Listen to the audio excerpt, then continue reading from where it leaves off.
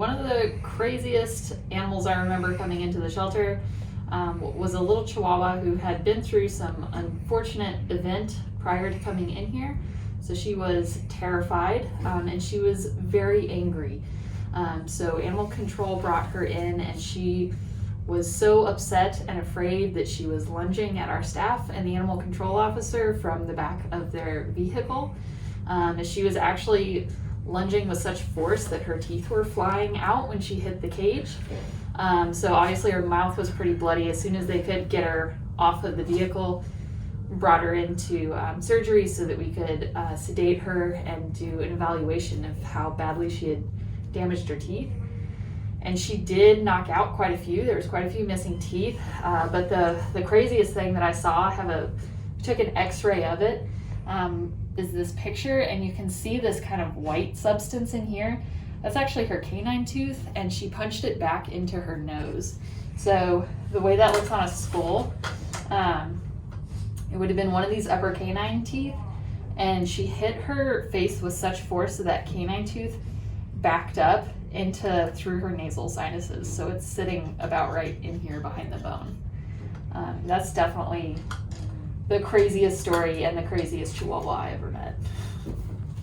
So one of the craziest things that's ever happened to me as a vet was discovering that a tortie cat was not the female that I expected her to be. We've had a few of these over the years, and this little kitten, so she's a tortie. She's got 3 colors, black, orange, and white.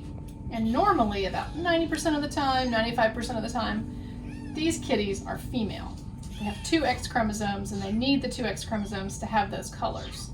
Now, very occasionally, maybe 3 times in the last 12 years, we've gotten in one that had boy parts. And that always makes everybody get kind of excited because it's really unusual. And then we get to adopt out that really special, unusual cat. So it's a pretty crazy thing, and it's fun when it happens. The craziest thing that happened to me was probably in my food animal rotation in vet school.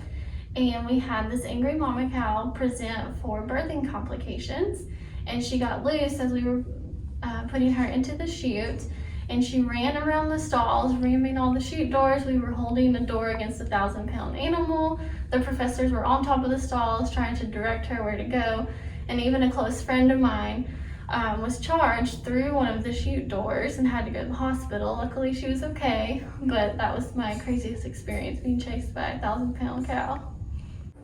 So I had a great opportunity before I became a veterinarian to go to Costa Rica and Panama to do outreach in areas that were underdeveloped and needed our help. This is a picture of us castrating a horse for a lovely family that lived on a farm that needed this done. I loved the experience. I got to work with dogs and cats and horses and cows and pigs. I got to milk a cow for the first time. Getting experience before veterinary school is amazing.